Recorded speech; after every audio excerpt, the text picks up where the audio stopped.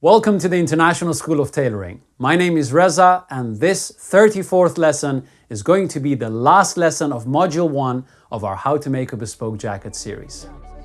You can already see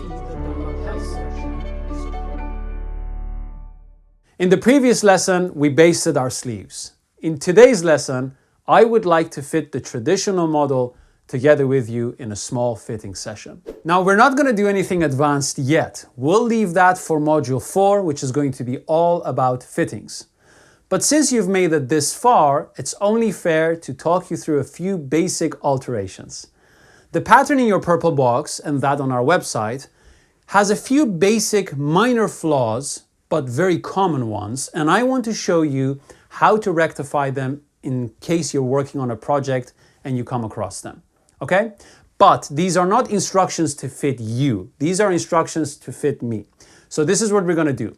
First, I will talk you through 4 principles that you have to understand to proceed with the alterations. Then we're going to go into the fitting room and I will highlight all the flaws one by one and simultaneously show you how the pattern would be corrected for those flaws. Then I'm going to show you what those corrections would look like on the jacket, and then we will apply all of those changes to our actual paper pattern and then on our fabric. Okay? Just follow along and you'll be good. You ready? Let's go. Let's begin by talking about the first principle. What is the difference between a seam allowance and inlays? Okay? Now, whenever you create a pattern, to sew this pattern, you must sew on the surface of the fabric. Therefore, you allow a little bit of extra around your pattern in the areas that you're going to sew, so that once you have sewn your pattern doesn't become smaller, okay? The average seam allowance that our industry applies is about 3/8. And the reason for that is, on average, most fabric weaves are pretty strong if you measure 3/8 inwards on the fabric, and if you pull them, they're not going to rip apart. The amount that you allow for your seam allowance depends on the weave of the fabric. Obviously, if you have a very tightly woven fabric with a lot of yarns per square inch, you can get a lot closer to the edge of the fabric without anything fraying, because there are enough yarns between the sewing line and the edge of the fabric to keep it strong. On the other hand, if you have a very wide, loosely woven fabric weave, you can't get very close, because look, if you stitch here, there's only 1 or 2 yarns holding the seam in place, okay? So therefore, you will have to make a bigger seam.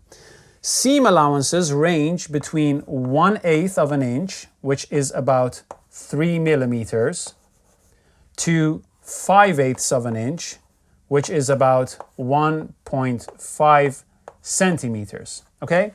But to define what a seam allowance really is in one sentence, it's the area between your sewing line and the edge of your fabric. And the purpose of a seam allowance is purely to allow a seam to be created. That's it, nothing more, okay? Now, what is an inlay? Isn't inlay just a really big seam allowance? Well, let me talk you through the inlay. Imagine we have our fabric and you lay your pattern on this fabric. If your pattern doesn't have a seam allowance and you just want to add a really big seam allowance for it to act as inlay, well, at some point you would have to mark stitch your lines, because the edge of your pattern here is essentially your sewing line, right? There's no seam allowances. So what you do is, well, you start to mark stitch this, but then you run into a problem. And this is really a production problem. Every time you sew a seam, you are sewing directly on your mark stitches. Well, imagine you're machining with a very small stitch. All these mark stitches are going to be trapped between the machining, and it's going to be very difficult to take them out. So, not efficient. On the other hand, if you're sewing by hand, every time you're going with the needle up and down, you run the risk of, taking a few mark stitches out and you really don't want to end up with a panel that has no mark stitches, okay? So, not good. Therefore, it's better to already add your seam allowances to your pattern so that when you lay this pattern on your fabric and add your inlay, whatever that may be, the mark stitching that you do represents the edge of the seam allowance, not the sewing line, okay? So when you get to sew your pattern, you sew whatever your seam allowance width is and stay away from the mark stitches, okay? That's going to be a lot more efficient. The purpose of inlays is to allow changes to the pattern to happen without you running out of fabric. So if I'm cutting a pattern and I'm expecting changes to happen, I will allow a little bit extra so that I can expand my pattern, rotate my pattern, shift it up or down, okay? Eventually, a lot of inlays are trimmed back so that they're not really wide to cause tightnesses. But that's really the main difference between a seam allowance and an inlay. Now, you might have the question, why do some areas or some seams on our paper patterns have sewing or seam allowances included, but others don't? Let's talk about that. That's the next principle. There are 3 areas on our pattern, the one in your purple box and on our website, that don't have seam allowances included. Which one of these lines are those? The hem lines on the sleeves, the hem on the forepart, including the front edge, the hem on the side body panel and the hem on the back, and the center back. Now, it's important for you to know why. First of all, let's take the hems. The hem lines are fold lines. They're not lines where we stitch anything on, unless, you run out of inlay and you have to add an extra piece of fabric, which is not what we're going to do. But generally, all hems on bespoke garments are folded upwards, okay? The inlay that we add is folded upwards and that's it. It's not a sewing line, so it doesn't need seam allowances. The center front will get a seam allowance added to it once we are about to cut and sew the facings. But for the fittings, it's a lot easier to just fold the inlay along an actual line that you can see instead of imagining or measuring a seam inwards and then folding it along another line. So therefore, during the fittings, we just mark stitch on the actual sewing line of the front edge and fold it right on that line. When it comes to the center back, it's slightly a different story. You see, when we sew the side body to the back, for example, we take the side body, get it right side to right side, sew the edge, press the seam open, and we create a seam. Therefore, we require these mark stitches so that we can match them to the seam. But the center back is essentially one panel cut out of 2 layers of fabric, and then it gets sewn onto itself. So it's not introduced to another panel whereby you need to match anything. So there's no need really to add a seam allowance on a line that already has inlay added to it, okay? So the inlay here in this case does act as a very big seam allowance. Now, you have to understand that depending on the construction of your garment, some areas may or may not have seam allowances. So if this was a factory garment and we wouldn't add any inlays, instead of having a wide piece of inlay here, we would just have a centimeter or so, a seam allowance on the center back. And the same goes for all the other areas. Now, there are 2 seams on our pattern that have something that we call an inverted seam. What is an inverted seam? All our seams, shoulder, backside, side seams, side body side, underarm seams, front shoulder, front side, all these seams find themselves inside the panel. But the two seams that have their sewing line on the outside of the panel are this back neck and front neck, including the gorge. What the hell does that mean and what is it? Well, you know very well that we added inlay around our pattern. In this area, because our color and the way it's applied to the back neck, basically flat laid on, not right side to right side, sew, press, open, not like that. We have literally basted our color on the inlay, followed the edge of the pattern, and then sewn just above the edge of the color. Because of this way of constructing our color, what we do is we add the sewing line above the edge of our pattern so that we can lay this on flat, match the edge of the pattern to the edge of the collar stand, and then sew just above the edge. And the same goes for the front. Once this moves from the back towards the front and goes towards the gorge, like so, the same thing happens. So again, we do have inlays around these areas, but in the front neck and the back neck, the sewing line is outside the pattern. Now that you know this and why certain parts have or have not a seam allowances, let me talk you through why it's extremely important to always prioritize your sewing lines instead of the outer edge shape of your seam allowance. As a pattern cutter, one of the most important skills that you must develop is reading patterns. One of the elements of reading patterns is to not look at the pattern based on the outer edges, but based on the sewing lines, because eventually when you sew the pattern, what remains are the sewing lines. That's actually your pattern, okay? Why is this important? For the reason that the outer edges of your seam allowances can be misleading. Let me give you an example.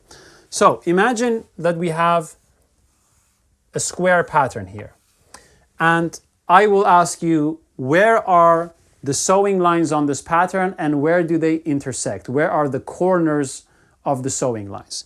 Well, it's very easy for you to just guess if you know that, for example, the seam allowance is like 3/8. You could say, well, you know, roughly a seam off there, seam off there.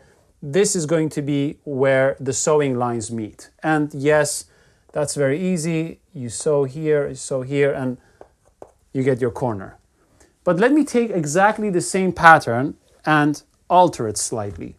So it's still a square, but at the base of this square, we now have a triangle.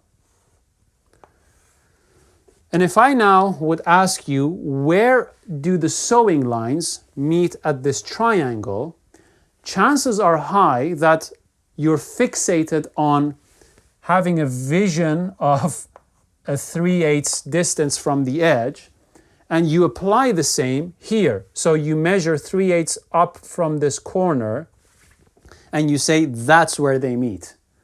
But that, again, is misleading. Because what will happen is if you actually take a seam parallel to the edge of your fabric,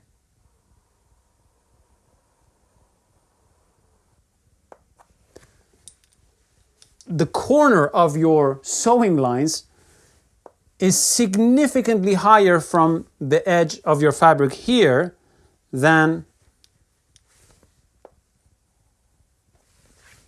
the distance that it has here.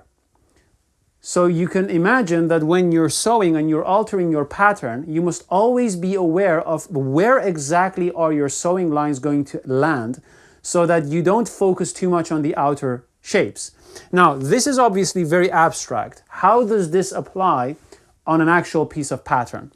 Let's, for example, take the top sleeve pattern. And I'm going to draw it big so that you can see exactly what we're talking about. Let's say this is the forearm seam,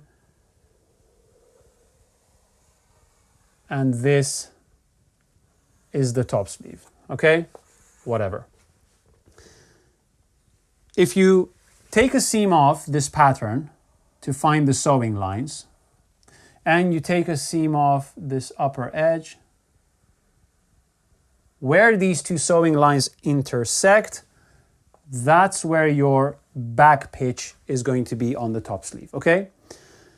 Now, you might come across a top sleeve pattern that is exactly the same pattern, but it has one of these little steps. And you think, oh, that's a different pattern.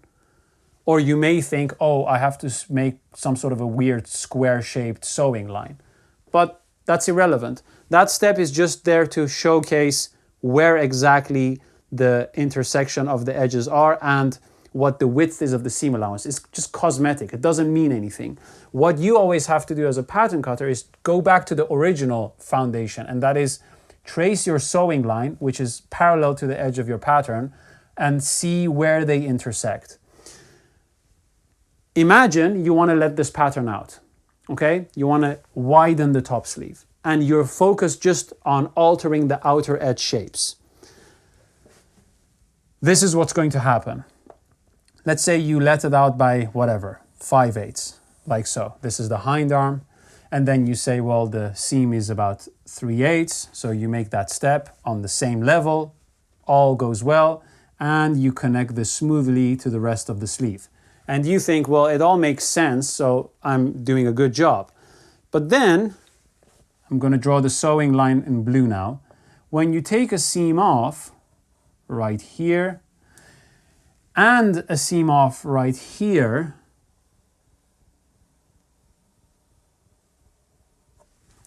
what you will notice is that the intersection now has ended like 3/4 higher, which means that your back pitch is now changed its orientation. If you put this in a jacket, your sleeve is not going to be as you would expect it to be. So what do? This is what happens when you don't prioritize the sewing line. You just base your alteration on the outer edge. The correct thing to do is the following. Let's take the same sleeve again. Step or no step, doesn't really matter.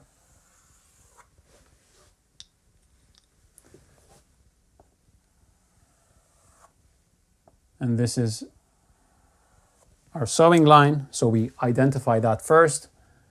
We have our back pitch, and now let's say we want to do exactly the same. Let out the top sleeve, but keep the back pitch, the intersection of our sewing lines, on the same level. This is what you would do. You would let out the hind arm. Then you would take a seam off. Then you would mark the sewing line of your crown part and blend that into the original sewing line, just so you get a harmonious curve, like so. Then on top of that, you will add your 1 centimeter 3/8 seam allowance and blend that into the original edge of the sleeve. Now what you've done is correctly let the sleeve out because you prioritized the location of your sewing line and where it intersects with the other sewing line instead of just going randomly based on the outer edge of the pattern, okay? So this is going to perfectly lead us to the next principle, which is going to be expanding or contracting our pattern, basically altering them based on a grid. Let's talk about that. If you think of pattern cutting like some sort of a game with fundamental rules, one of them is going to be the grid, the square grid that you follow when you are altering your pattern. That grid is the same grid I originally talked about when I was talking about your chest line, center front, all of that being representative of the weave of the fabric. Now, imagine a chessboard. You can move up, down, left, right, and diagonal, okay?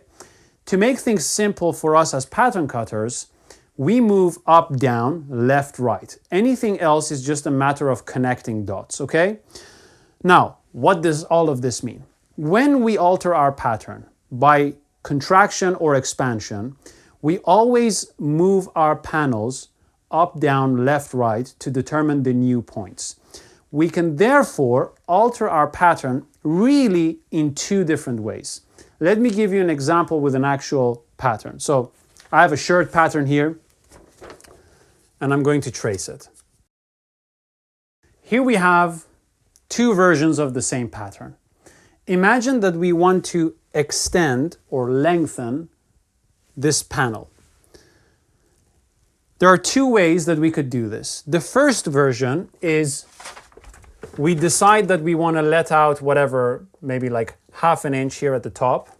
And so what we do is we take our pattern from the original place, move it up on a vertical line, draw our neck curve, our neck point, but we don't do anything with the shoulders. We just connect the neck point right to the shoulders. What we have done is we have extended the pattern, we have made it longer, but we have also changed the shape, the outer shape of our pattern in this area.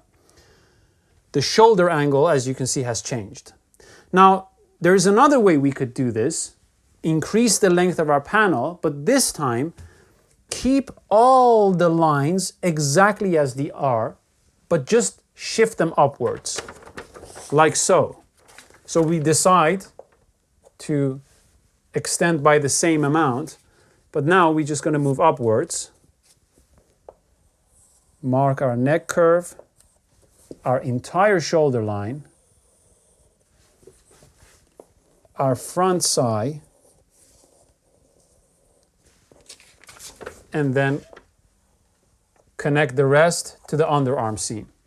So what we have done here is we have extended the length of the pattern, but kept all of the line shapes and angles exactly the same. Now, when would you want to do A and when would you want to do B? It's depending on the figuration requirements. I'm not going to get into that. That's going to be for Module 4. But I want you to be aware of it. Why? Because it's a very common mistake that I see students make is, for example, let's say they have the same pattern. They have a pattern and they want to extend it as I've just demonstrated. And so what they do is they add that ½ an inch to the shoulder line, but then somehow they get confused with the whole way of adding seam allowances and they mix things up. And so they say that, oh, if I also add something here and I want to connect these two, I should probably just follow a line that's parallel to my original line because that looks aesthetically more pleasing or whatever. And so they do that. Then they put their garment together, go and stand in front of the mirror, learn curse words in 200 languages, and then still don't know what happened. Well, I'll tell you what happened.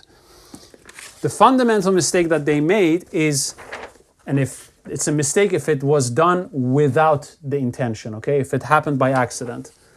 The fundamental mistake was that this didn't just move upwards, it moved upwards and forwards. So essentially it moved diagonally. Now, why is this a problem if you don't intend to do this? This is why it's a problem. If you take your center front in this case and measure up to the neck point, you get one width. And if you take the same center front and measure up to the new neck point, you get a smaller width. So by making this strange alteration, they narrow the width of the neck. And it's such a small detail that you probably are not going to see if you're not aware of it, but boy, it's going to give you a lot of pain during the fitting process. So just be aware of this. Now that you understand some of these very basic principles, and I haven't even covered anything about pattern cutting, you are ready to walk with me through this process of our fitting session. So let's go to the fitting room and begin the process. Welcome to the fitting room. We're about to begin the fitting session for our traditional model. But before we begin, pay attention. I have 5 things that I want you to look at. First of all, always make sure that you're fitting in a light that's slightly from the side. Light from above, like most rooms, is going to highlight every single crease on your jacket. And if you have an untrained eye, you're going to go crazy. Very simple. Light from the front is good, but it doesn't create enough shadows. So if, again, you have an untrained eye, you're not going to see enough shadows to pick up all the nuances of areas where you have problems. So always focus on the light being from the side. Second thing, it's very important how you put the jacket on. If you put the jacket on and it's like this, well, that is how the jacket is on your pattern. What you have to do is to put the jacket on, make sure nothing is bunched up like a shirt or whatever, pull the sleeves of the shirt or the jumper down, and then the sleeves of the jacket. Then shake your shoulders or even jump up and down. When you do that, you allow the jacket to just hang naturally. How it hangs is what your pattern is doing. You always want to be in line with reality, okay? So if your jacket is like this, leave it like that, and then make your changes accordingly, okay? Third thing, very important, especially if you want to make a sculpted jacket. Never fit your jacket with the fronts closed. Why? Well, once you become the artist and you start to take things away from the sides, you are going to overlook the consequences of those intakes on the front. Because as you grab the sides of the jacket and the fronts are open, they will open up even more. So if you don't pay attention to that and you just pin this, you make all those changes, go through the changes on the jacket, next fitting session, jacket is like this. What the hell happened? Well, you failed to fit the jacket open, okay? Fourth thing, never ever fit the jacket without sleeves. I know what's gonna happen to you. When you make something for yourself, you are very curious about the next change and the effects of it. So what you're gonna do is you're gonna get into that jacket without sleeves to have a quick look and see whether it's better or not. The problem is, when you don't have sleeves, your jacket gives you the full range of movement forwards. So when your arms are here, the back of your jacket is not pulled. And you think, okay, well, everything is good. And then you go ahead, put the sleeves in, and then disaster occurs. But when you have the sleeves in, and you move your arms forwards, the sleeves are they're not gonna allow your jacket to just move all the way to the front. They're gonna start pulling the back and they're gonna restrict you. Since you're gonna have a jacket with sleeves, always fit it with sleeves, okay? Now, the fifth thing, very important, your fitting has to be based on something. And those things are the chest line and the center front line. Those are the two construction lines that are gonna guide you through the fitting and the changes. The center front line has to be vertical from top to bottom, right in the middle of your body. Perpendicular to that, parallel to the floor, should be your chest line, from a front view, from a side view, and from a back view. Those are 5 things that are extremely important if you want to have a successful fitting session. Now, what are we going to do? First, I'm going to show you what is wrong. Then I'm going to show you why it's wrong. Then I'm going to show you what changes have to be made on the pattern to correct the mistakes on my side. Then I'm going to apply those changes on this jacket, and once you've understood that, I'm going to show you point to point how to make those changes on paper. Okay? Are you ready? Let's begin. What you're seeing next to me is the pattern for the back panel of this jacket as I have it on. I want you to look at a few things. First of all, when you pay attention to the back panel of this jacket in relation to the front, it looks as if someone has grabbed my collar from the back and pulled it upwards. This is further emphasized by these diagonal drags that I have around the back side and the armhole area. But also, if you look at the chest line from a side view, it's tilted downwards. It's not parallel to the floor. And if I turn around, you're going to see that my vent is crossing. It's not falling down like a straight line. So this is how it looks from the side, and this is how it looks from the back. You see the vent? You see those diagonal drags? It's really like someone has pulled the jacket upwards. What you're looking at is what we call a short back. Why? Well, the back is shorter than the front, therefore it sits higher than the front, okay? Now, how do we fix this? If you look at the side, we fix this by adding extra material around the upper part of the back panel. So that's around the back neck and the back shoulder. What does that do? Well, that extra material lengthens the back panel and it allows it to lower relative to the front panel, okay? When that happens, those diagonal pulls are going to somewhat disappear and turn into vertical folds. And if you look at the chest line, it's a lot more parallel to the floor than it was before. So this is how it looks from the side, and this is how it looks from the back. And so if you look at my vent, it's not crossing anymore. If anything, it's maybe opening up a little bit. Okay? So now, if I would go ahead and make these changes to this jacket, this is how it's going to look like. What I just did is called dropping the back. The back was short, it was sitting high on my back, so we added extra material which lowered or dropped the back. Now let's have a look at the different things we use to identify this short back issue and compare with the previous version. So the first thing is the chest line. If you compare the chest line to the previous version, it is a lot more parallel to the floor. I'm going to turn around and show you the back, the vent, the area around the armhole, and the back neck as well. So when I turn around, what you'll notice is that the vent is not crossing anymore like this. It has now fallen as a straight line and the edges are meeting edge to edge. Also, if you pay attention to the area around my back side, even though I have a lot of excess fabric there, which may distract you, and my blades are poking out, we don't see them like this anymore as we had previously. They are now more or less falling down as vertical folds.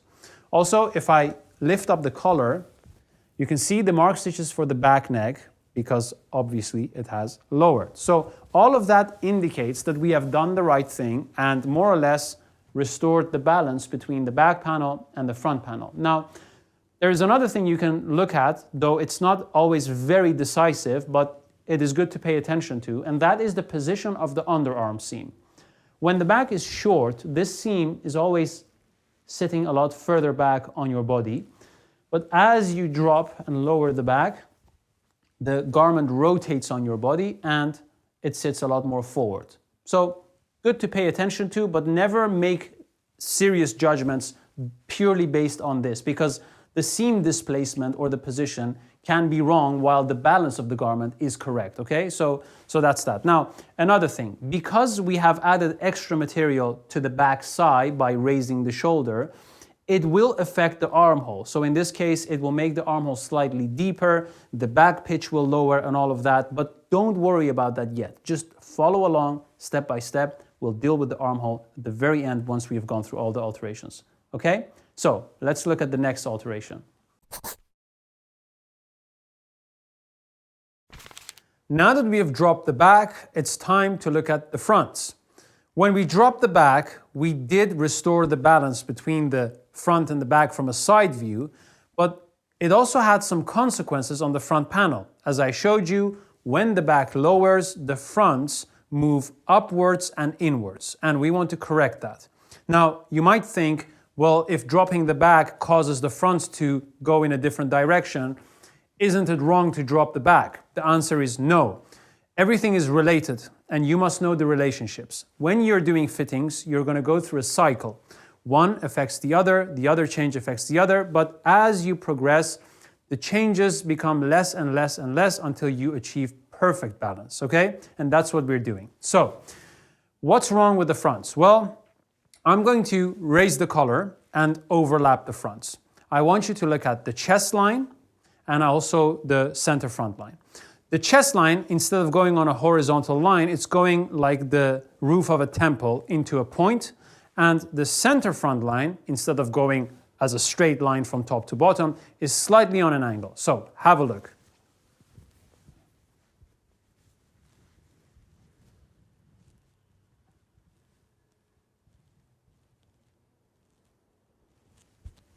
Okay?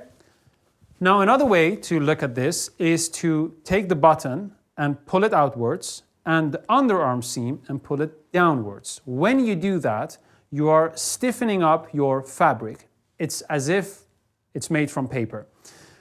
Why should you do that? Well, when your fabric is soft and it just falls down and gravity pulls it down, it might have the wrong orientation like we have now, but you might think that it's just falling down nicely, because no matter how rotated this front panel is, as soon as I let go, gravity will just pull it down and it looks straight. But all the excess will just simply go towards the sides, and we don't want that. So you check it out like this, and if it's rotated, you're going to fix it. Now, how are you going to fix it? There is a basic technique called slash and spread. What does it say? Well, you slash along a line and you open up the pattern and the correction is then made. In this case, our slash is going to happen on the chest line. So imagine we cut through the chest line. We keep the upper part of the forepart on my body as it is, but we open that cut and we allow the lower part of the forepart to move down and rotate until the center front line is perfectly straight and perpendicular to the floor. Then we use the lower edge of that cut as our new chest line, and when we do so, we can connect one end of the chest to the other with a perfect straight line, okay? If I would go ahead and do that, this is how it's going to look like. So let's have a look at our chest line. If I take the first button again, and also the underarm seam, and I pull the button outwards and the underarm seam downwards, you'll notice that the panel is now hanging straight down in the correct orientation. It's not rotating inwards anymore. Even if I try to pull it, it just doesn't happen, okay? Now, I'm going to lift up the collar of the jacket, and I want you to pay attention to the chest line, how it connects from one end to the other, but also how perfectly vertical now the center front is, okay? Have a look.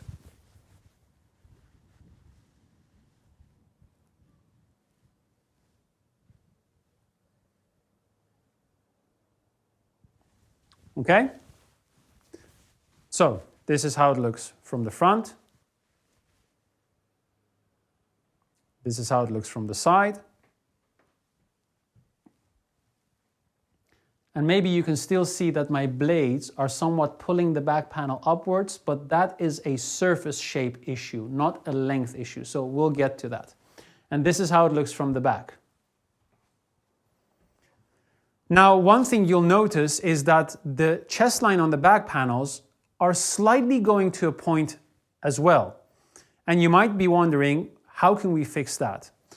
What I would say is, don't worry about that too much. The reason why they are going to a point is because we have a center back line and there is some suppression in that center back line.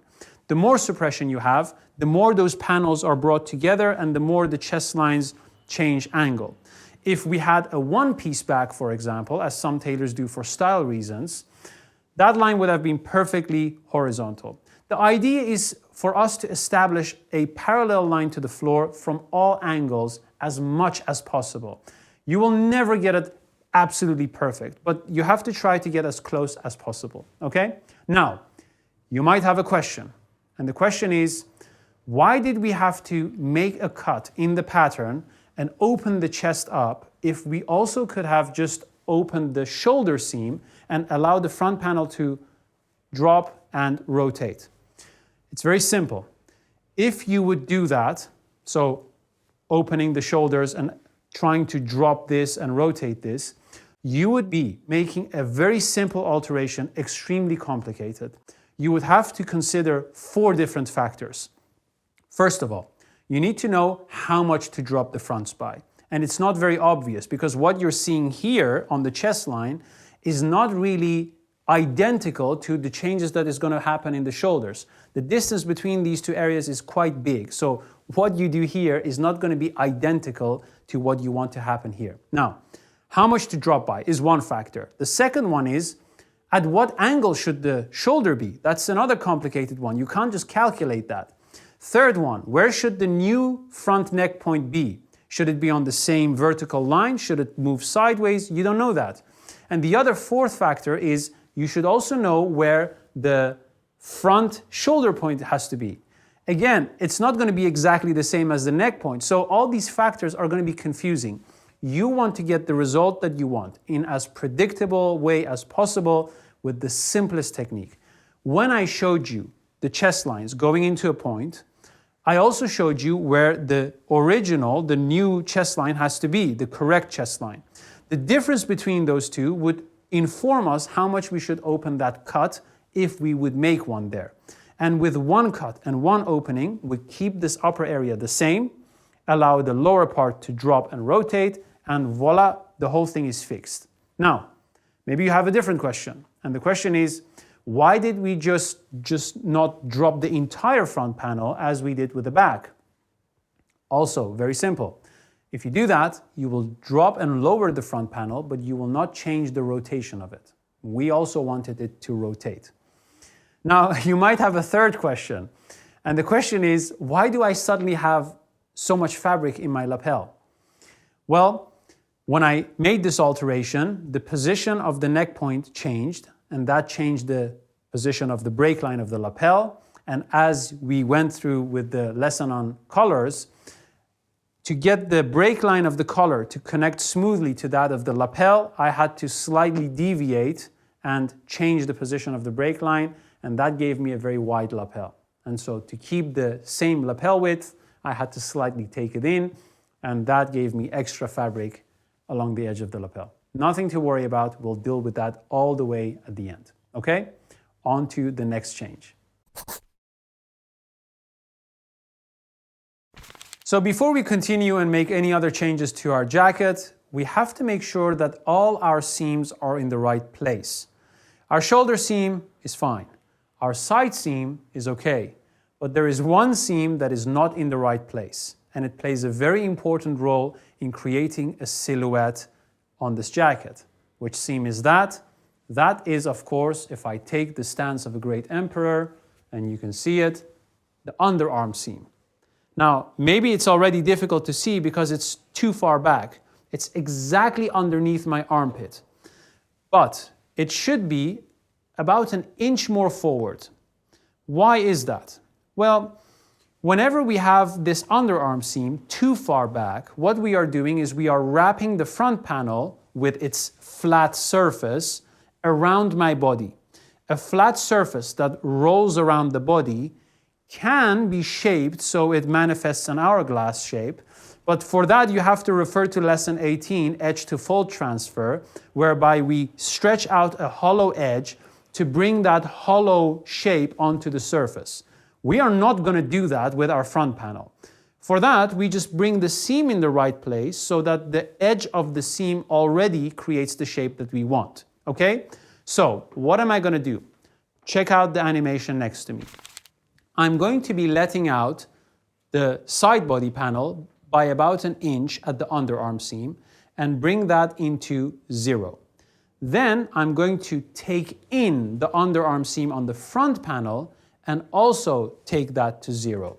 What that will do is it's going to displace the upper part of the underarm seam forward so it sits exactly on the side of my rib so that I can effortlessly create a nice silhouette. So if I would go ahead and make that change, this is how it's going to look like.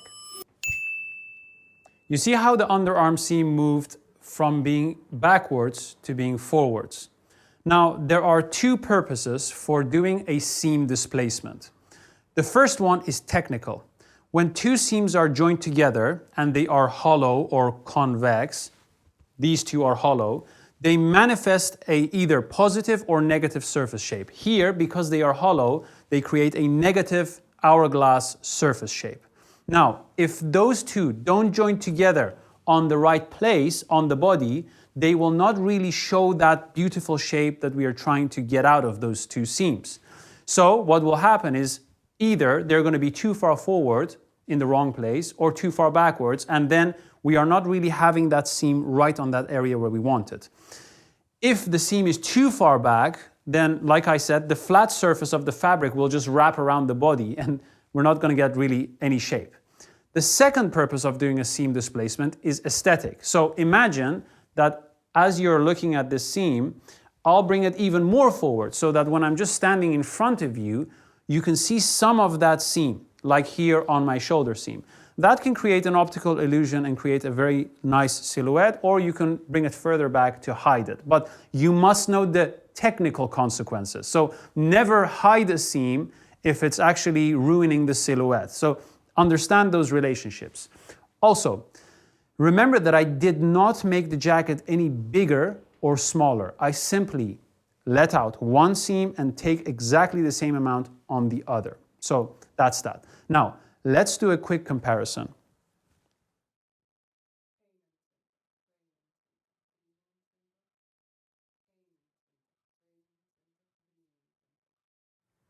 Okay? So, now we're going to move on with refining the jacket. We started by addressing the balance of the back, then the balance of the front, and then making sure that all the seams are in the right place. Now, it doesn't mean that if we go ahead and refine the jacket, we will never go back and address the balances. Sometimes some changes will affect the balance and you have to go back. So the order in which you approach a fitting is balance first, then refine, and then maybe go back to balance again and then refine again until no changes are left over, okay? So let's continue. The next alteration is going to be on the back. Let's have a look. What I want to do is to reduce the excess fabric that I have here on the upper parts of the side seams. If I pull the side seams down, you can see the excess that I have around this area. Now, this excess to some extent is good because it gives me some movement, but it's not really giving me a clean look. However, before I address the upper parts of the side seams and take anything in, I have to solve another important problem, and that is the problem of my blades. I have what we call prominent blades, and if I exaggerate them, this is the effect that they have on the fabric. Now, let me ask you a question. What does this look like? I'll help you by refreshing your memory. It looks exactly like the piece of fabric that I threw on the tennis ball in lesson number 14, darts and wedges. My blades are pushing against the fabric and they are causing these diagonal folds that are pointing towards the apex of my blade. How are we going to fix this problem and why are we fixing it before taking anything in from here? Well, when the surface of the back is distorted, it affects how the sides hang. If I fix the surface shape first, maybe I don't even have to touch these side seams and it all gives a clean look, okay? So that's the reason for why I fix it before I address the sides. Now, how are we going to fix it? Obviously, I don't want to pleat these folds into a dart and solve the problem that way because I don't want to have any darts on my back. Neither, as I discussed in lesson 27 on shoulder theory, can I solve this problem by easing in the back shoulder with the hope that this is going to pick up those diagonal folds. It's just not going to happen. So what do? I will use two substitutes of relative length for darts and wedges, and those are a gather and a stretch. I already have gathered the back scye to some extent. Now, that has made this area slightly shorter relative to the surface of the back. But that's not enough. What I have to do is to stretch out the surface of the back as well so that it creates some volume in that area.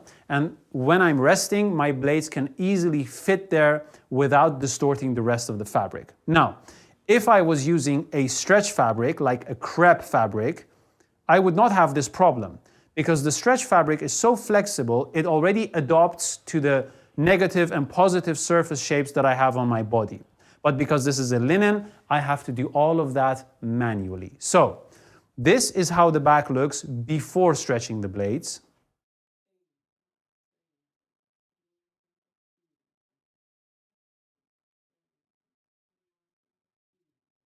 And this is how the back looks after stretching the blades.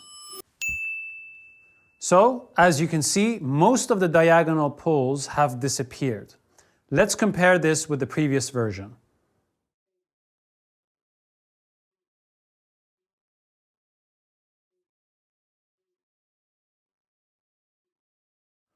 Now I can have a proper look at what the side seams are doing and how much excess I want to remove. But before I do that, I want to highlight 5 points. Starting with the first one, if you look at the area around my blades, which I have stretched, you might notice a slight discoloring. This is something that is natural with some fabrics, and other fabrics you don't even see the difference. Some fabrics you put a hot iron on and they become glowing red and then the color just goes back. Some fabrics, nothing happens, okay? So always test an area out before you proceed with stretching of your fabric. Now, point number 2. If I didn't have prominent blades, this whole alteration might not have been necessary. So we've only done this because my back has this shape and we have to accommodate for that. Point number 3. If I was using a different fabric, like I said, a crepe fabric, which is stretchy, or maybe even a thick tweed that would uphold the shape a lot better, then again, maybe this alteration wouldn't be necessary because the fabric wouldn't be collapsing around the sides, and so all of that would be different. Point number 4. I am not always a big fan of stretching things or even compressing things because those things are not permanent.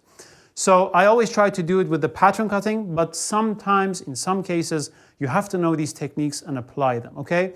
If you do want to stretch an area out, make sure that you stretch it a few times so that you actually stretch out the fibers of the yarn, not just the weave of the fabric. There's a big difference between that, okay? Now, point number 5. Some of you who are very astute might have this question. The question is, Reza, didn't you just fix a balance issue with stretching of the fabric instead of just lowering it? So instead of just stretching the blades, I should have then lowered the back panel. The answer is no. Why not? When you lower a panel, you do so that you align the chest line with the other panel, so to create a horizontal line. But that panel still remains flat. The surface shape is flat. But when you stretch a panel, you're doing so to create a different shape. My back is round. We have already dropped the back, so the shaping has now helped the back to sit on my body as the shape of my body is, okay? So now let's continue by looking at how much excess we want to remove from those side seams. Let's take a look at the back again to this time reduce some of that excess around the side seams. So, when I pull the side seams downwards, I can see that I have a lot of excess in the upper part of the side seam. However, I don't want to start reducing it from the back panel, the back side seam. Why? Because I want to keep the maximum range of movement that I can get from this jacket, but also this is not going to be a very stylized fitted model. This is a traditional basic model, so I want to do as little as possible. What can I do? Well, if I again pull the side seams downwards and I slightly rotate so that you can have a better look, I can see some roundness around the chest area of the side body panel.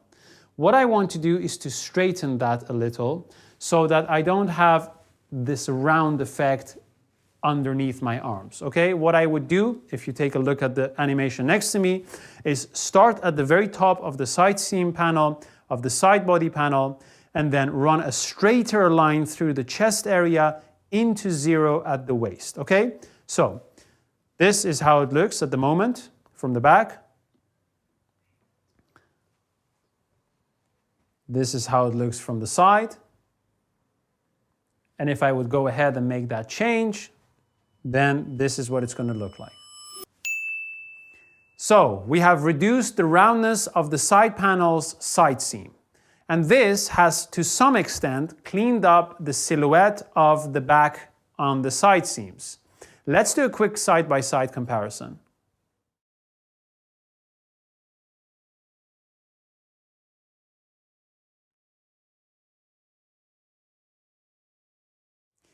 However, something else has happened as well. Can you tell? The vents are opening up. Why is this? Well, you see, when we reduce that roundness on the side seam of the side panel, we are removing material. Removing material means that the chest circumference is becoming tighter than it was. Now, when I'm just standing and you're looking at the fronts, and I shake my shoulders to allow them to naturally hang, the fronts are kind of meeting edge to edge, but they're not naturally overlapping to the extent that we wanted. And if I would bring them over, what will happen is two things. One, if this is very severe and I bring it over, I'm creating gaps around the lapel brake line area. But also, more importantly, the vents open up. You see? We have to fix this. Whenever we are fixing the silhouette of one area, and that makes that area tighter, we have to counter that by letting out another area. This is very normal. Like I said, everything is related. You change one thing, it affects the other. However, normally when you're doing one fitting session, you are making all these changes at once. But because this is an educational video and I want you to understand every single change, we are going through them one by one so that you not only understand the relationships, but also see the minor changes, okay? So let's go ahead and make that change. Pay attention. This one is going to be extremely useful. We reduced the roundness on the side body side seam to correct the silhouette, but that made the chest circumference tighter. Naturally, we want to counter that because we don't want to change the circumference, okay? Now, the easiest way to do that, have a look at the animation next to me, is to reduce one line or one side of the panel, but then let out the same amount on the other side of the panel. So as you can see, we are straightening the curve on the side body panel, but we are letting out the underarm seam of the side body panel so that it's countered. However, sometimes when you do this, you shift the shape of your pattern and that doesn't fit anymore on the fabric that you've already cut out. What do? Does that mean that you can't make the alteration anymore? No. Check this out. Because the underarm seam is the area that we want to let out to counter that intake, and the underarm seam shares the same line as the front panel, we can exactly do the same on the front panel. So we remove the curve on the side body panel, as you can see here, but instead of letting out the underarm seam of the same side body panel, we let out the underarm seam of the front panel, okay? And this is exactly what we are going to do. If I would go ahead and make that change, this is what it's going to look like. So the first thing that you're going to notice is that the jacket is not hanging like this anymore. When I shake my shoulders, the fronts fall straight and I have this natural overlap. Also, I feel a lot more comfort again. Let's do a quick side-by-side comparison, and then when I turn around, just have a look at the vents and see that they're not open anymore. So this is what it looks from the front. This is what it looks like from the side. And this is how it looks from the back.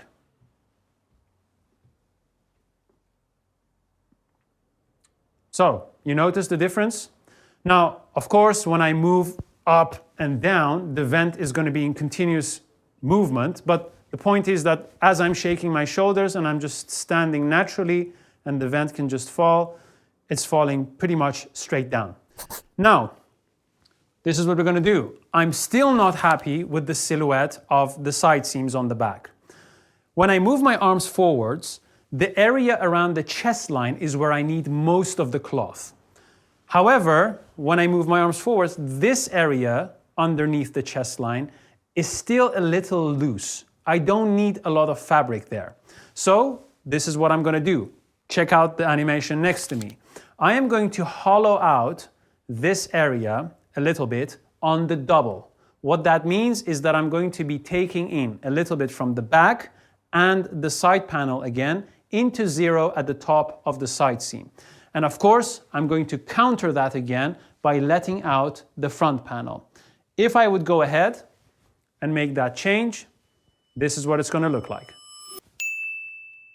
So, as you can see, the upper part of the side seam is a lot cleaner.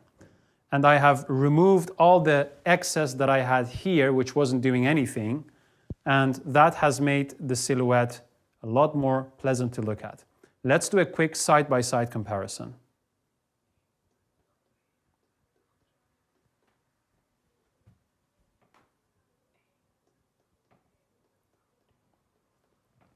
And because I have countered all of that by letting out the fronts, they can just hang freely, overlap naturally without any problems, okay?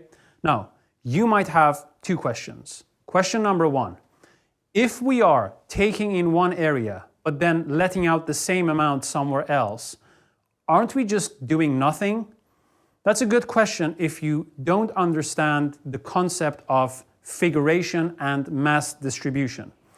If you've ever spoken to a tailor, you might have heard during fittings, we take fabric away from where you don't need it and put it to where you do need it.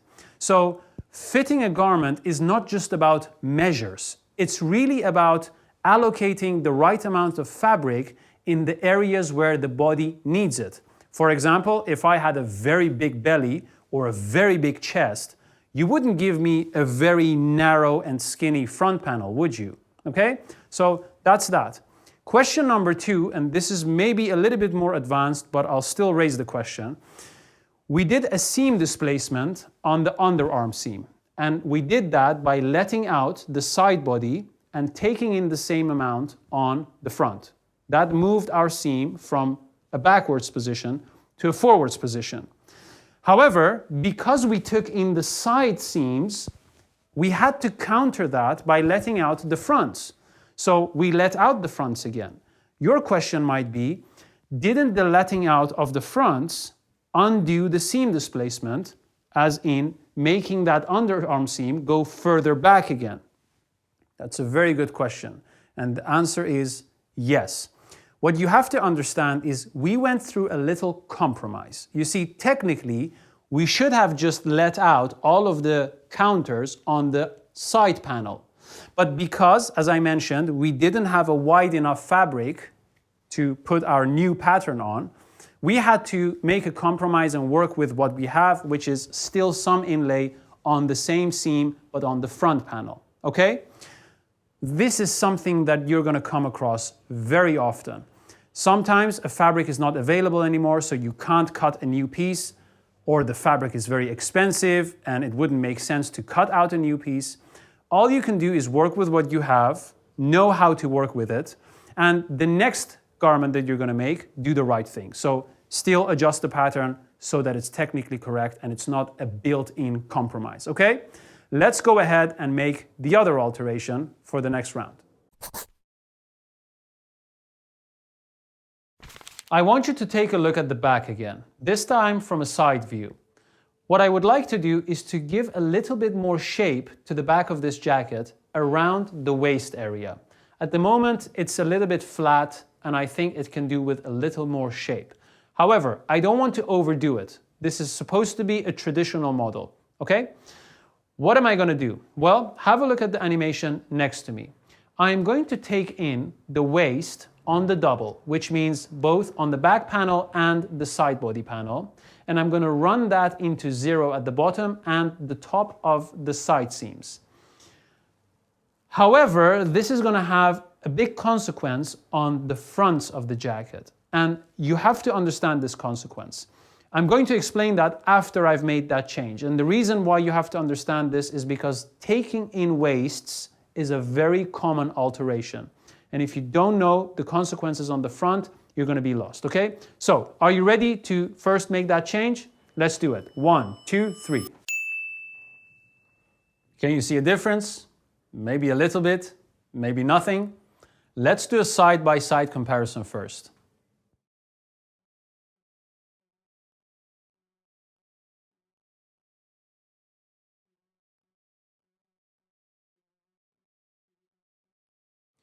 Now, you might be wondering, why is it that despite the fact that we have taken in the side seams, we are not really seeing the effects? To understand this, we have to take a look at the fronts. If I shake my shoulders and allow the fronts to just hang, what is the difference between how they are hanging now and what we had before? Well, the difference is they are not overlapping anymore. They are opened up. Why is that? Well, whenever we are taking in the side seams, we are reducing material across the waist area if we do it in the waist section. When you have a garment with a front opening, what will happen is you leave that front no other choice but to be pulled backwards because you're reducing material. That's pulling it backwards. But it doesn't make any sense. We hollowed the waist. Why can't this just sit into my hollow bag and this just remain in its place? The reason why this happens is gravity. You see, gravity is constantly pulling this garment downwards. And no matter how much you take in, even if it's an inch on the double, the back will just be pulled downwards, and because the fronts are open, they will just follow along and go to the back, and the back will stand away from my body. So to counter this, we have to counter gravity itself. Tell me, which direction is gravity pulling? That's right, downwards. So if we want to counter gravity, we have to go upwards. How are we going to do this? Well, we are going to pinch the fronts so that this lower area of the forepart is pulled upwards and thereby forwards. And when it is pulled forwards, it naturally brings the entire back more close to my body. How are we going to do this on a technical level? Well, have a look at the animation next to me. We are going to use the opposite of slash and spread. I hate that word because I constantly say splash and spread, okay? So we're going to do the opposite of slash and spread, which is slash and close. We are going to make a cut into the current chest line, and we're going to allow the lower part of the forepart to rotate inwards. We are closing that area, okay? However, because the chest line has no problems, it is perfectly parallel to the floor. Have a look.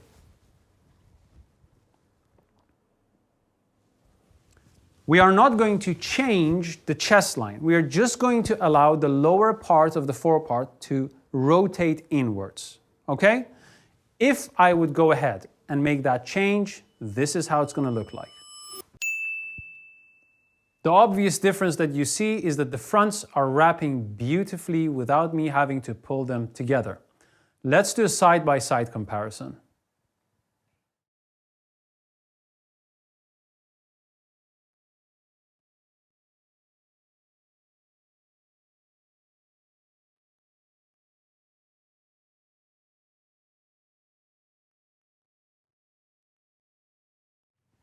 Now, it might be that you don't see a massive difference, and that's normal because I didn't take the waist in that much. If I had taken the waist by an inch on the double, well then the fronts would have been like this and the difference would have been clearer. But this is a traditional model. We want to keep it classic and simple, and that's why it's very difficult to see major differences on camera. Now, we have gone through most areas of the body and we have fixed those. It's time to fine-tune everything, and that means looking at the armhole and the sleeves. Let's move on.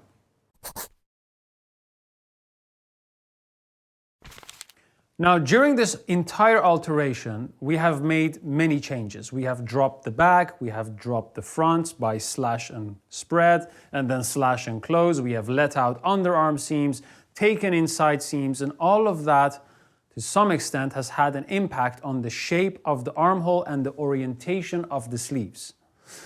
Before we fix the sleeves themselves, we have to fix the armhole. And to fix the armhole, there are a couple of important points that you need to understand about them. The first one is the one that you have heard about a million times. We want to have a high armhole. Why is that? Well, the lower the armhole is, the lower the sleeves are joined to the body of the jacket. Now imagine that my armhole was up to here. And that means that the sleeves and the body would have been attached together up to this point. If I would have that situation and I would move my arms sidewards, the slightest amount, that would open up the body of the jacket. It would interfere with the movement. However, because it's not so, I can lift up my arms to some extent sidewards without the body of the jacket moving. And we want to get the armhole as close to the armpits as possible without it being uncomfortable, okay? Now, another important factor that you have to understand, and you'll understand this better by looking at the animation next to me, is the shape of the armhole. The armhole should not be scooped and round at the base. It should be flat. Why? Because if you have a shape that is round at the bottom, you are adding a depth that is not doing anything for the arm. So that little round depth has to be removed and flattened so that we can just have a straight line under the armpit and maximize the comfort of the sleeves. As we want to have a very high, which means a shallow depth armhole, we also want to have a narrow armhole across the width for pretty much the same reason. You see, when the armhole is very wide, for example on the front, and I move my arms backwards, the slightest backwards movement will pull the garment away from my body. And I have that now to some extent. It doesn't feel like the jacket sits on me. When I move my arms backwards, I feel it immediately moving back. And if I hold my hands here and really move my arms backwards, this is the point where I feel a lot of tension. Same goes for the back. If the armhole is very wide on the back and I move my arms forwards, it will start pulling the back a lot faster than if the armhole is very narrow. So in my case, again, the armhole is a little wide, and when I move my arms forwards, this area is actually about 1 centimeter, 3/8 of an inch farther away from my arm. So how do you know what the right width is and what the right height is? You always have to assess this during a fitting with the sleeves in. Why? Because when the sleeves are off and you're just looking at an empty armhole, the armhole does not sit in the shape that it would sit when a sleeve is sewn around it. Okay? This is extremely important. So what you have to do is to ask your customer, or if it's for yourself, you move your arms forwards and see whether the armhole line is exactly on the border between your arm and your body. In my case, it is about, I would say, 3/8, a centimeter away from my body. And on the front, when I move my arms backwards, I would say it's about the same, a centimeter to 3/8. Okay? So this is what we're going to do with the armhole of this jacket, and then I'll show you. Have a look at the animation. I am going to widen the cross chest by adding about 3/8, 1 centimeter into the armhole, and I'm going to smooth that into 0 at the top and at the base. Then I'm going to do the same thing on the back. I'm going to widen the cross back by adding about a centimeter, 3/8 of an inch, into the armhole from the back and smooth that into the base. And actually, when I try to move my arms upwards, I also feel as if the jacket moves a lot faster than it should. So I'll probably raise the armhole, that means making it more shallow, by about 1/4 right here in the middle of the side body scye. Okay? Now, if I would go ahead and make that change, this is what it's going to look like. So I have widened the cross chest, which means that I have narrowed the front scye. This will give me more movement to move my arms backwards. I have also raised the armhole so that I can have more freedom when I'm moving my arms sideways. And I have also raised the area around the side body scye so that I can have a little bit more movement towards the front and upwards, okay? Let's do a side-by-side comparison.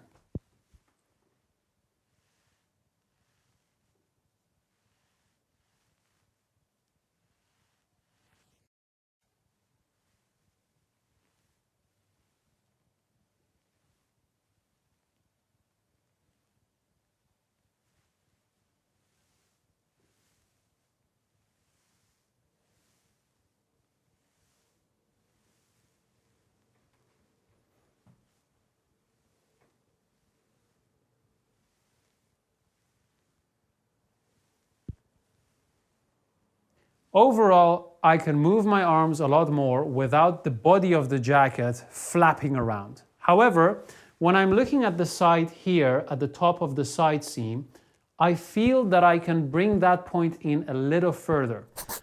What I would do, if you look at the animation next to me, I would look at the current run and I would just simply make a new line inside the armhole to bring that further in. This would give me even more movement when I'm moving my arms forwards. And because we humans move our arms forwards, it's so good to have maximum movement there. So if I would go ahead and make that change, this is what it's going to look like. Now I have moved the armhole inwards and thereby narrowed it across the width. This has moved the entire sleeve slightly more towards the front of my body, and it feels very different. It feels like I can move my arms forwards with a lot more comfort. Let's do a side-by-side comparison.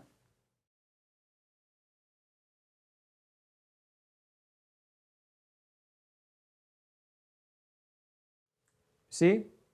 Now, all of these changes to the armhole, these refinements, have completely messed up the sleeves. Why? Because there is now a big discrepancy between the shape of the sleeve, the runs of the sleeve, and the armhole. For example, if you take a look at the back of the jacket, the sleeve is now very puffy and it has a lot of fullness. Of course, we are going to address this, but I thought you should know. Also, during this entire fitting, I have not once recut the sleeves or anything. Because they were big, they allowed me to still sew them in despite the fact that the armhole became deeper or wider during all the changes, okay? So, another thing about armholes that you should consider and remember is they don't just affect the sleeves. They also affect the collar and the shoulders. If you have a close, high armhole, it means that whenever you're moving around, this upper part of the jacket is not also going to move around with you. So, when I'm buttoning the jacket, I can just, wave my hands to whoever is there. I can dance, I can move around, and it just stays on my body, okay? Now that we have refined the armhole, let's go ahead and fix these sleeves. So, we have refined the armhole and it's now time to move on to the sleeves. To make judgments about the sleeves, I have to make sure that they are locked into the armhole at the right orientation. And the 2 points that I need to do that are the front pitch and the back pitch. If you remember the lesson in sleeves theory, I explained to you why it's so important to have the front and back pitch in the right place. If we don't have those two in the right place, first of all, the rotation of our sleeve is not going to be slightly inwards. It could be anything random or completely wrong. But secondly, if your back pitch is too high or too low, or your front pitch is too high or too low, that can make your sleeve appear wider or narrower than it actually is, and it's going to mislead you, okay? So before I make any judgments on the sleeves, I'm going to relocate the correct position for my front and back pitch. Sleeves go off, and this is what we're going to do. Watch the animation next to me. I'm going to take the jacket off my body and hold it in my hands. Then I'm going to spread my hand a little bit so that the armhole is not like a very thin oval, but actually more like the armhole shape that I have now on me. Then I'm going to take my ruler and I'm going to measure from the top of the armhole, where the mark stitch for the shoulder line is, straight down to the base of the armhole. Whatever that measure is, I'm going to divide that by 2, and that gives me the midpoint for my armhole. Then I'm going to measure again from top to the midpoint, and I'm going to divide that by 2. That gives me the upper quarter or the upper third line, and that's going to be my back pitch, okay? I'm going to do the same with the lower third. So I'm going to measure from the midway of the armhole downwards to the base, divide that by 2.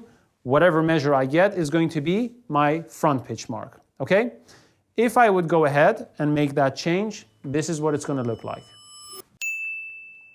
The new pitch marks are marked in black thread. If you take a look at the back pitch, the new one is about ½ inch higher than the old one.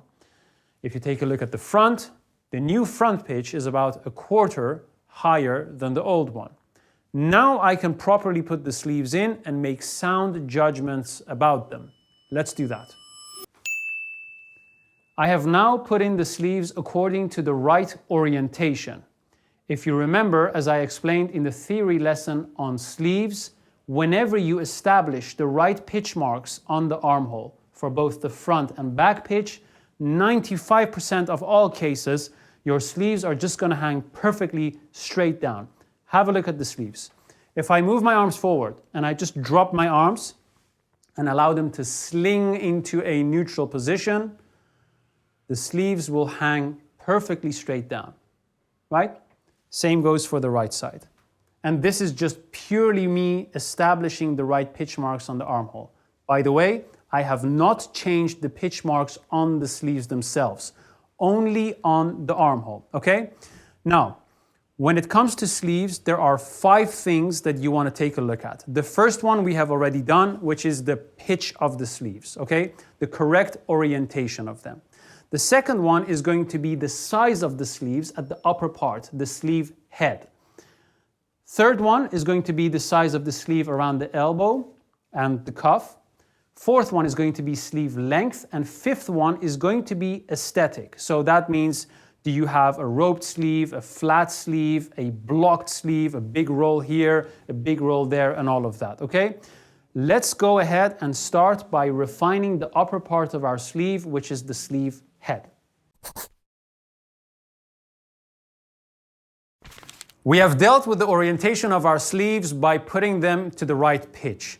Never ignore the correct pitch marks. Even if your sleeves are too big or too small, just force them in there and then evaluate. Otherwise, you're creating rotation problems while you're trying to refine the size of your sleeves, okay? So, now it's time for us to refine the size of our sleeves. And before we do that, I want you to have a basic understanding of what to look for. What is standard? A tailored jacket usually has a smooth, rich roll on the front, a smooth, rich roll on the back, and a smooth, rich roll at the top. What is the purpose of these rolls? Well, comfort is the answer. If I move my arms backward and I have a roll here, first the cloth on that roll is taken up and then the body is pulled. If I didn't have that roll and my sleeve was exactly the same size as the armhole, the pulling will happen immediately, okay? Because there's nothing to be taken up. If you've done the exercises that I've given you in the theory lesson on sleeves, you know exactly what I'm talking about, okay? Now, second question is, what is causing the roll on the front and the back and the top? And that is a bigger sleeve, bigger than the armhole. Next question is, how much bigger should the sleeve be than the armhole? Well, here is a formula. Your sleeve, check out the animation, is the same size as your armhole, plus a seam for the front run, a seam for the forearm, a seam for the hind arm, and then ½ inch for the front roll, ½ inch for the back roll, and a total amount of 1 inch for general movement. This total amount of 1 inch is equally distributed on either side. So ½ inch one side, ½ inch the other. As for the depth, your sleeve is the same depth as your armhole, plus a seam for the top. And if you want to have a roll, you can add a 1/4, or if you want to have a very severe roll, you can add 3/8 to ½ inch. That's the basic formula. That's a starting point. Now, it might be that if you're dealing with thicker fabrics or thinner fabrics or different styles, you will let out or take in and change those proportions, okay? But that's a good starting point. Also, your sleeves on the undersleeve are always 3/4 to 1 inch wider than the top sleeve. Why is that? Well, I mainly move my arms forwards.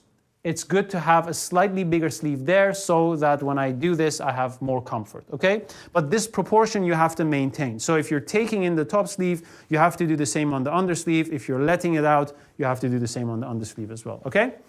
Now that you have this basic understanding, it's time to look at our sleeves. One thing that you're gonna notice is that my sleeve does not have a smooth roll. I have all these puckers at the top here and on the front. Why is that? Well, this is because my sleeves are too big. When you have sleeves that are too big, a consequence of that is that you have too much ease to distribute. When there is too much ease, even if you distribute it perfectly, even if you press it and you press it with steam, you will have dimples. The cloth can just not compress any further. So how do you get rid of it? By making the sleeve smaller. This means that I have to take in the top sleeve. But there is one thing you have to be very careful for. If you do this incorrectly, you are going to change the orientation of the sleeve as well, and you want to avoid this. So how do we correctly take in the top sleeve? Check out this animation. The first thing we have to do is to establish the construction line for the back pitch. We need this so that when we take in our top sleeve, we don't change the orientation. How do we get this line? Well, this is how you do it. You're going to mark a seam allowance inwards from your hind arm. This is your sewing line for the hind arm. Then you're going to mark a seam downwards from your top sleeve run. Where those two sewing lines intersect, you're going to draw a horizontal line through them, and that is essentially your back pitch construction line. Okay? Now, erase your sewing lines, but keep the horizontal line. Now we want to take in the top sleeve. How do we do it? Mark the amount that you want inwards, the amount that you want to take in. In this case, it's about 1/4 of an inch. Then mark your sewing line by measuring a seam inwards and drawing a line there. Where your sewing line intersects with the horizontal construction line of the back pitch, that's where you need to draw a line on that intersection and connect that to the top of the sleeve, to the top pitch. Then you're going to mark a seam above that intersection and curve it gently and smoothly into the top edge of the sleeve. Now, congratulations, you have taken in the top sleeve correctly. The orientation has remained the same, but the sleeve is just a little bit smaller. You also have to therefore move your top pitch slightly inwards by the same amount roughly that you have taken the sleeve in, and that will alter slightly the front run as well. Now, I'm going to get into the details of that on paper and on fabric later, but this is essentially the idea. And we, of course, as I mentioned, are going to take in the same amount on the undersleeve hind arm as well, connect those lines smoothly, and that is the alteration done. If I would go ahead and make that change, and perhaps we should look at it from a side view, this is what it's going to look like. I have now taken in the top of the hind arm 1/2 inch on the double, so both the top and the undersleeve, to 0 at the elbow. I did say that I was going to take them in by 1/4, but eventually I did 1/2 inch. And if you look at the top pitch right here, it has moved 1/2 inch forward as well. So what are we looking at? We are looking at a pair of sleeves that are not as big anymore. What does that mean? It means that I had less fullness to distribute between the front and the back pitch. Less fullness means a cleaner looking sleeve. However, I have not lost any of the comfort or movement that I had before. It's just a cleaner looking sleeve, okay? Now, I have dry pressed the ease away. What does that mean? It means that when I distributed the fullness and I pressed the sleeves, I did not use any water or steam. Why not? Sometimes when you use steam or water, you can actually compress more than the cloth can handle. However, this is only temporarily. So if you come back the next day or 15 minutes later, the fullness will come back in the form of breaks and dimples, and then you have to reassess them again, and that's not very efficient. So by dry pressing the fullness, you work with the abilities of the cloth. You compress as much as the cloth can handle, and that gives you a more accurate read. Okay? Let's do a side-by-side comparison.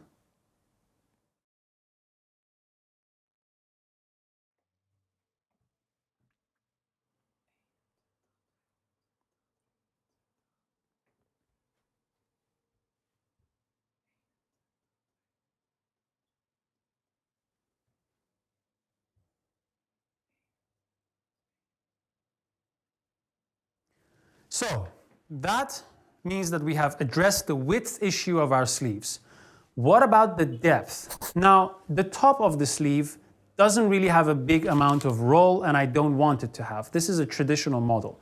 However, something very important to note about the base of the sleeves. Have a look at the animation next to me. You see, when I overlay my undersleeve pattern on top of the armhole, you'll notice a mismatch between the base shape of the armhole and the base shape of the undersleeve run. The undersleeve run is very scooped. What does that do? Well, for that run to meet the armhole at the base, I have to pull the undersleeve up. This reduces the amount of comfort and movement that I have, and of course I want to have maximum comfort. So what do? Well, I'll just raise the line of the undersleeve so that it matches that of the armhole. Essentially, I'll fill that scooped area in so that both lines are matching. You might not be able to see the differences, but if I turn around and make that change, this is what it's going to look like. Again, you might not be able to see this, but I have now increased the movement range that I have when I'm moving my arms upwards and sideways. The whole idea of refining the armhole the way we did it is so that we can move our arms sideways about 45 degrees upwards with minimum interference on the body. So if I move my arms, the body of the jacket should not move that much, okay? We have now addressed the width of our sleeve and the depth, and we have corrected the run at the bottom.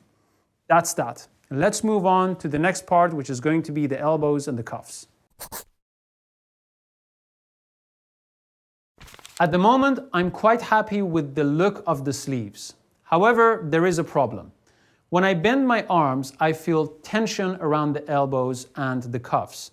Now, this tension is not bothering me directly around the elbow. However, something else is happening.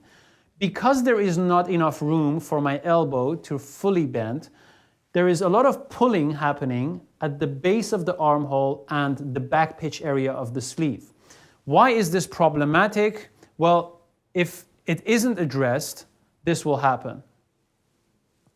You see how the jacket and the collar move away from my neck?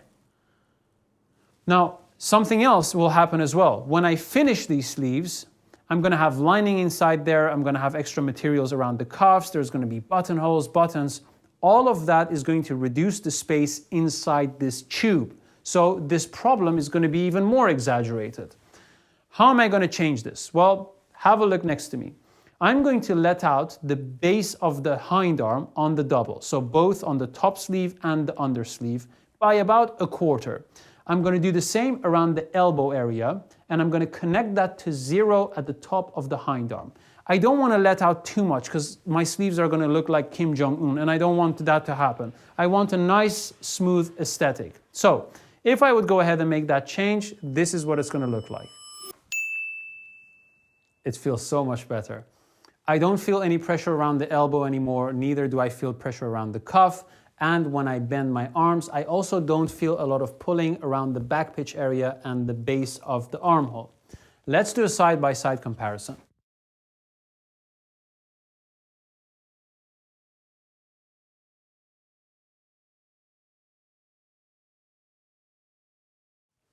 All these small refinements add up and they help us to make a perfect looking jacket. We have gone through an entire cycle of fittings. We have addressed balance, we have done mass distribution, displaced side seams, refined the armhole, fitted the sleeves, and you could say we're ready for finishing.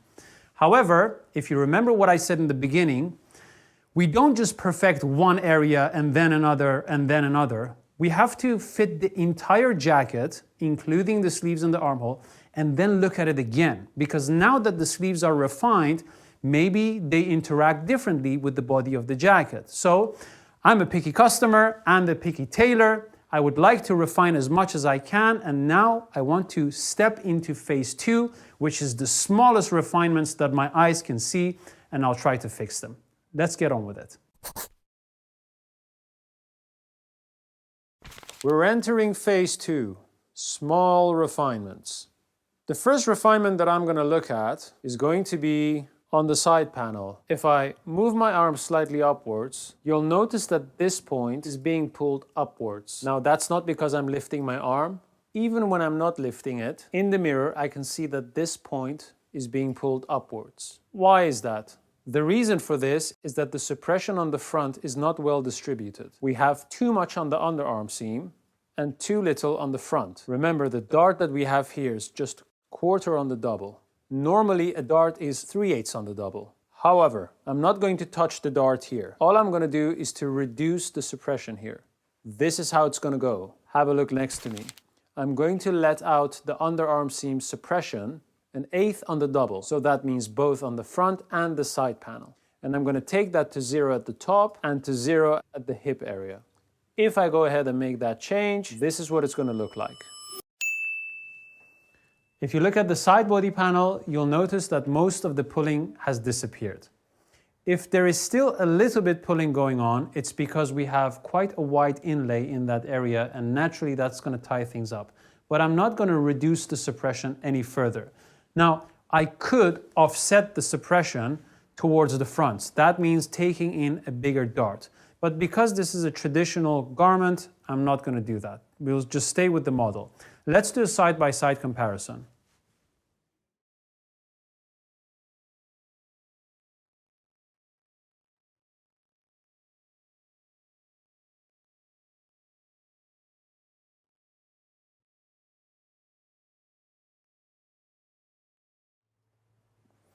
Okay, let's move on to the next refinement.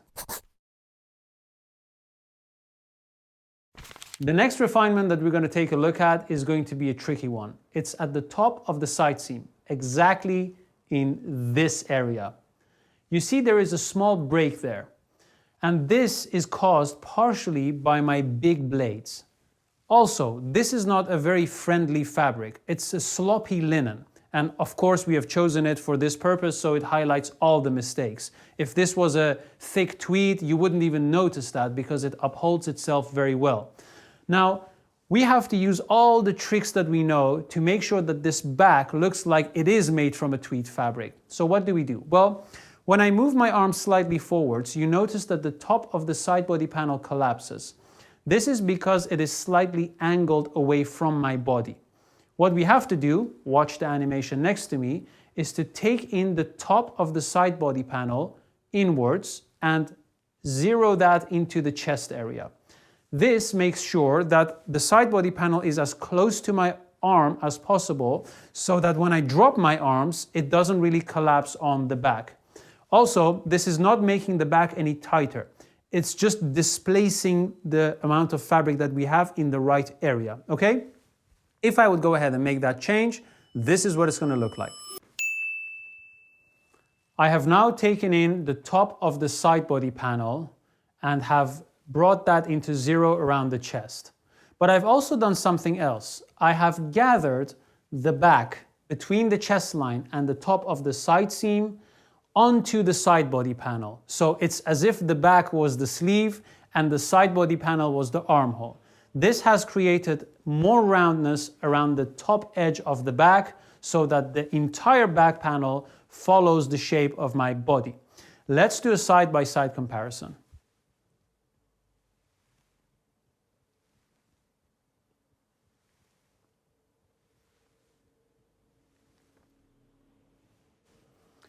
Now, this is not to be underestimated. I have very big blades, and normally when you're working with linens or cottons, you cannot really compress them or stretch them that much. And what you will get is a big collapse underneath the armpits, okay? But for that exact reason have we chosen this flimsy linen so that it highlights pretty much all the problems that we could highlight so that you have a better understanding of how to deal with them. And I hope I have shown you enough alterations one by one so that you have a good understanding of what you could do to your jackets to make them fit nice. One thing I should mention is I have done these alterations literally one by one. Normally in a fitting session, you have one session, you make note of maybe 3 changes, 5 changes, sometimes 10 changes, and then in the next session, you've done all of those together, okay? So don't think that because we have done all these alterations, it would be necessary to have as many fitting sessions, okay? So this is a traditional model. I'm happy with what it is at the moment. We don't want to sculpt it. For that, I recommend you follow the pagoda model with me. But for now, I'm happy with the suppression and the overall look of the garment. So what am I looking at when I want to finalize the fitting and move on to the finishing stage? First thing, construction lines. Are they parallel to the floor on the chest line? In this case, it's perfectly straight. From the side, it's perfectly straight. Even the sleeve chest lines are blending into the body. From the back, it's all fine. Then I look at the center front line. Is it perpendicular to that horizontal chest line and is it falling down like a nice vertical line? Then overlap. How much overlap do you need? Well, the best thing to do is to allow the edges to come together, especially if it's a traditional model and you want to have some movement, and then pinch so that your fingertip meets the body. The distance between your body and the edge of your jacket should be around 2 inches, okay? I am not gonna bother with lengthening this jacket at this moment. If I was wearing trousers of the same fabric, it would all blend in together nicely. Maybe now it looks a bit short, but that's because of the contrast of the material. Also, sleeve length. Even though I would like to show my gentleman cuff, the shirt sleeves that I have are so short that if I wanted to show them, I would have to reduce the length of my jacket sleeves by maybe 2 inches, and I'm not gonna do that. So what else am I gonna look at? Well, is the collar on the right height?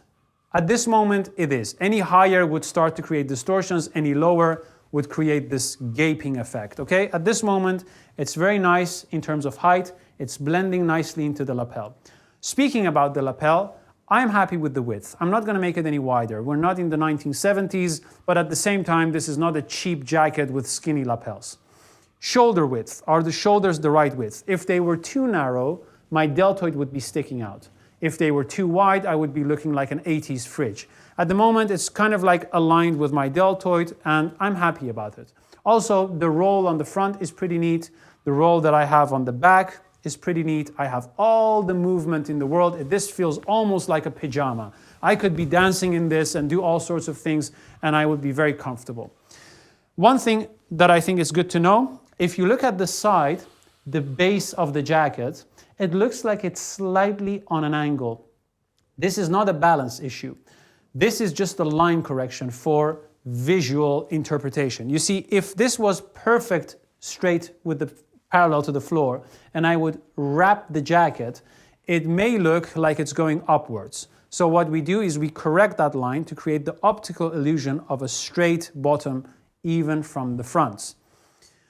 Now, it might be fun to just compare what we have now with the previous version all the way back to the beginning when we hadn't made any changes to the jacket. Let's do a comparison.